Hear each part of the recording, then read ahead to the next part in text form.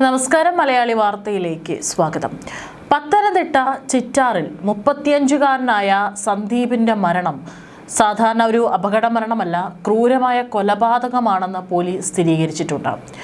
സംഭവവുമായി ബന്ധപ്പെട്ട് അട്ടത്തോട് സ്വദേശി കൃഷ്ണൻകുട്ടി 55 വയസ്സ്, ഇയാളുടെ സുഹൃത്ത് ഗോപി 60 വയസ്സ് എന്നിവരെയാണ് പോലീസ് കസ്റ്റഡിയിലെടുത്തത്. തോക്ക് കൈവശം വെച്ചതിന് സുരേഷ് കുമാർ 58 വയസ്സ് എന്ന ആളെയും പോലീസ് അറസ്റ്റ് ചെയ്തിട്ടുണ്ട്. വിവാഹിതയായിട്ടുള്ള ഒരു യുവതിയുമായി സന്ദീപിനുണ്ടായിരുന്ന പ്രണയവും അടുത്ത ബന്ധവുമാണ് ഈ കൊലപാതകത്തിലേക്ക് നയിച്ചതെന്നാണ് പോലീസിന്റെ കണ്ടെത്തൽ. കോട്ടയം മെഡിക്കൽ കോളേജിൽ നടത്തിയ പോസ്റ്റ്മോർട്ടത്തിന്റെ പ്രാഥമിക വിവരങ്ങൾ പുറത്തു വന്നതോടെയാണ് സന്ദീപിൻ്റേത് സാധാരണ മരണമല്ലെന്നും അതിക്രൂരമായ മർദ്ദനത്തെ തുടർന്നുള്ള കൊലപാതകമാണെന്നും വ്യക്തമായത്. കഴിഞ്ഞ ഞായറാഴ്ച രാത്രിയാണ് സന്ദീപിനെ വീടിന് സമീപത്ത് ഒരു കുഴിയിൽ മാരകമായി പരിക്കേറ്റ് അവശനിലയിൽ കണ്ടെത്തിയത്. സന്ദീപിനെ അവിടെ കിടന്ന് കാണുമ്പോൾ തന്നെ നെറ്റിയിലും നെഞ്ചിലും ഗുരുതരമായി പരിക്കേറ്റിട്ടുണ്ടായിരുന്നു. അവിടെ കിടന്ന സന്ദീപിനെ വെള്ളം പോലും കുടിക്കാൻ കഴിയാത്ത അവസ്ഥയായിരുന്നുവെന്നും ഇയാൾ കിടന്ന സ്ഥലത്ത് നിന്ന് ചിലർ ഇരുട്ടിലേക്ക് ഓടിപ്പോകുന്നത് കണ്ടതായും പ്രദേശവാസികൾ മൊഴി നൽകിയിട്ടുണ്ടെന്നും സന്ദീപിന്റെ പിതാവ് സദാനന്ദൻ നൽകിയ പരാതിയിൽ പറയുന്നുണ്ട്. അതായത് ആരോ അവശനിലയിലാക്കിയ സന്ദീപിനെ ഈ വീടിന് സമീപത്തുള്ള ഒരു കുഴിയിൽ കൊണ്ടുവന്നിടുന്നു. ഇങ്ങനെയാണ് വീട്ടുകാരും അതുപോലെ സന്ദീപിന്റെ വീടിനടുത്തുള്ള പ്രദേശവാസികളും കാണുന്നത്. മകനെ മുമ്പും ഈ യുവതിയുടെ ബന്ധുക്കൾ പ്രണയവൈരാഗ്യത്തിന്റെ പേരിൽ മർദ്ദിച്ചിട്ടുണ്ടെന്നും ഞായറാഴ്ച വൈകുന്നേരം യുവതിയെ വിളിച്ചുകൊണ്ടുവരാൻ പോയ സന്ദീപിനെ പ്രതികൾ വഴിയിൽ വെച്ച് മാരകായുധങ്ങൾ ഉപയോഗിച്ച് ആക്രമിക്കുകയായിരുന്നുവെന്നാണ് പിതാവ് ആരോപിക്കുന്നത്. അവിടെ നിന്ന് സന്ദീപിനെ ഉടൻ ആശുപത്രിയിൽ എത്തിച്ചെങ്കിലും സന്ദീപിന്റെ ജീവൻ രക്ഷിക്കാൻ കഴിഞ്ഞിരുന്നില്ല. പോസ്റ്റ്മോർട്ടം റിപ്പോർട്ടിലടക്കം സന്ദീപിന്റെ ദേഹമാസകലം ഇടിയേറ്റതിന്റെ മുറിവുകളും കടുത്ത ചതവുകളും ഉണ്ടായിരുന്നു എന്നാണ് പോസ്റ്റ്മോർട്ടത്തിലെ കണ്ടെത്തൽ. അതായത് മരിക്കുന്നതിന് മുമ്പ് ക്രൂരമായ മർദ്ദനം ഏറ്റുവാങ്ങേണ്ടി വന്നിട്ടുണ്ട്. ക്രൂരമായ മർദ്ദനത്തെ തുടർന്നുണ്ടായ ആന്തരിക പരിക്കുകളാണ് മരണത്തിന് കാരണമായത്. മർദ്ദനത്തിനിടെ ഇടുപ്പല്ലിന്റെ ഭാഗത്തെ എല്ലുകൾ ഒടിഞ്ഞ് കരളിലേക്ക് കുത്തിക്കയറുകയും തലയ്ക്ക് ഗുരുതരമായി പരിക്കേൽക്കുകയും ചെയ്തിട്ടുണ്ട്. ഈ ആന്തരിക രക്തസ്രാവമാണ് പെട്ടെന്നുള്ള മരണത്തിലേക്ക് നയിച്ചത്. സംഭവം നടന്ന 2 ദിവസം മുമ്പുള്ള രാത്രി തന്നെ ചെങ്ങറ ഭാഗത്ത് നിന്ന് ഒളിവിൽ പോകാൻ ശ്രമിച്ച പ്രതികളടക്കം 3 പേരെ പോലീസ് തന്ത്രപരമായി തന്നെ പിടികൂടുകയായിരുന്നു.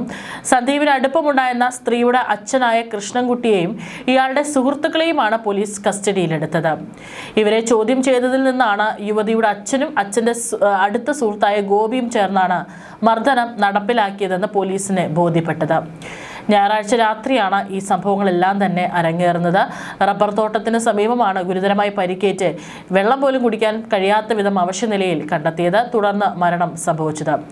സന്ദീപിന്റെ പിതാവ് സദാനന്ദൻ നൽകിയതോടെ പത്തനംതിട്ട ജില്ലാ പോലീസ് മേധാവി ആർ ആനന്ദ് IPSന്റെ നിർദ്ദേശപ്രകാരം പ്രത്യേക അന്വേഷണ സംഘം രൂപീകരിച്ചു.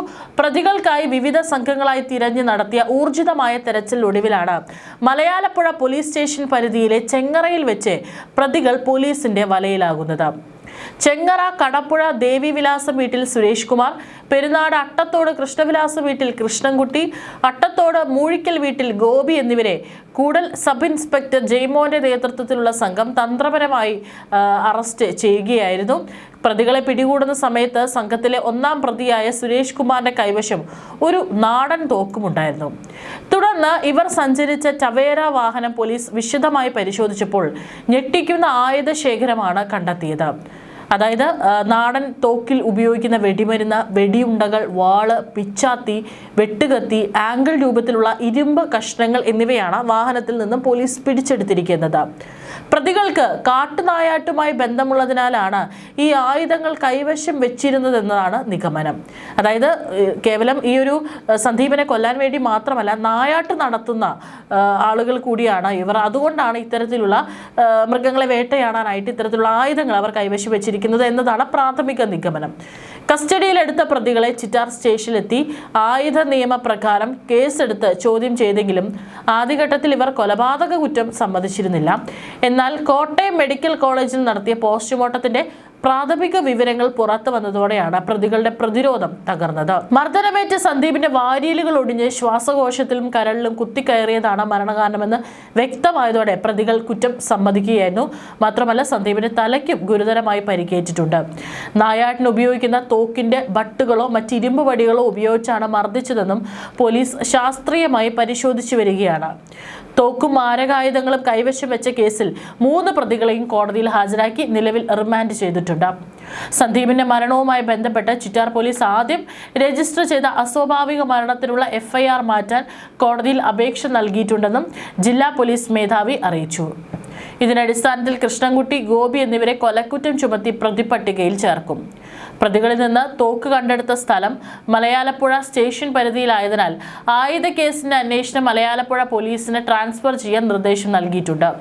കോന്നി DYSP MM ജോസിന്റെ നേതൃത്വത്തിൽ Chittar SHO Anees A, Thannithode SHO Vipin VS, Koodal SI Jaimon, Chittar സ്റ്റേഷനിലെ പോലീസ് ഉദ്യോഗസ്ഥരായ സുജിത്ത്, സുമേഷ്, സുധീഷ്, സജീവ്, ഫാദൽ, അൻവർ എന്നിവരടങ്ങിയ പ്രത്യേക സംഘമാണ് അതിവേഗത്തിൽ പ്രതികളെ വലയിലാക്കി കേസിന്റെ ചുരുളഴിച്ചിരിക്കുന്നത്. അതായത് വീട്ടുകാർ തുടക്കത്തിലെ ചില ആരോപണങ്ങൾ ഉന്നയിച്ചിരുന്നു. ഈ യുവതിയുമായുള്ള ബന്ധവുമായി ബന്ധപ്പെട്ടിട്ട് ചില പ്രശ്നങ്ങൾ നിലനിന്നതായിട്ട് വീട്ടുകാരടക്കം പോലീസിന് നൽകിയ മൊഴിയുടെ അടിസ്ഥാനത്തിലാണ് വളരെ വേഗത്തിൽ തന്നെ അന്വേഷണം നടത്തി പ്രതികളിലേക്ക് എത്താനായിട്ട് സാധിച്ചിട്ടുണ്ട്. മകളുമായിട്ടുള്ള ബന്ധത്തിന്റെ പേരിൽ തന്നെയാണ് കൊലപാതകം നടത്തിയിരിക്കുന്നത് എന്ന് തന്നെയാണ് പോലീസും സ്ഥിരീകരിക്കുന്നത്. ഇനിയും എവിടെ നിന്നാണ് ഇത്തരത്തിൽ സന്ദീപിനെ തട്ടിക്കൊണ്ടു പോയിരിക്കുന്നത്, എവിടെ വെച്ചാണ് സന്ദീപിനെ ക്രൂരമർദ്ദനത്തിന് ഇരയാക്കിയത്, റോഡിൽ വെച്ച് തന്നെയാണോ അതോ മറ്റേതെങ്കിലും സ്ഥലത്ത് ആളൊഴിഞ്ഞ സ്ഥലത്ത് കൊണ്ടുപോയി സന്ദീപിനെ ക്രൂരമായി മർദ്ദിക്കുകയായിരുന്നോ തുടങ്ങിയിട്ടുള്ള കാര്യങ്ങളൊക്കെ തന്നെ ഇനി അറിയേണ്ടിയിരിക്കുന്നു. പ്രതികൾ ഇപ്പോൾ റിമാൻഡിലാണ്. അവരെ കൂടുതൽ ചോദ്യം ചെയ്യുന്നതിൽ നിന്ന് മാത്രമായിരിക്കും മറ്റാർക്കെങ്കിലും ഇതിൽ പങ്കുണ്ടോ എന്നുള്ള കാര്യം കൂടി വ്യക്തത വരികയുള്ളൂ. ഇതുവരെ 3 പേരാണ് അറസ്റ്റിലായിട്ടുള്ളത്. അതായത് സന്ദീപിന് ബന്ധമുണ്ട് എന്ന് പറയുന്ന ഈ പെൺകുട്ടിയുടെ പിതാവും ആ പിതാവിന്റെ സുഹൃത്തുക്കളുമാണ് അറസ്റ്റിലായിരിക്കുന്നത്. കൂടുതൽ ആളുകൾക്ക് ഇതിൽ പങ്കുണ്ടോ എന്നുള്ളത് കൂടി കണ്ടെത്തേണ്ടിയിരിക്കുന്നു. മാത്രമല്ല എവിടെ വെച്ചാണ് ഇത് സംഭവിച്ചിരിക്കുന്നത് എന്നുള്ളതും പോലീസ് അന്വേഷിച്ചു വരികയാണ്. ഏതായാലും അതിക്രൂരമായിട്ടുള്ള മർദ്ദനം തന്നെയാണ് സന്ദീപ് മരിക്കുന്നതിനെ മണിക്കൂറുകൾക്ക് മുമ്പ് നേരിടേണ്ടി വന്നിട്ടുള്ളത്. അത് തന്നെയാണ് മരണകാരണമെന്നാണ് പോലീസ് വ്യക്തമാക്കിയിരിക്കുന്നത്.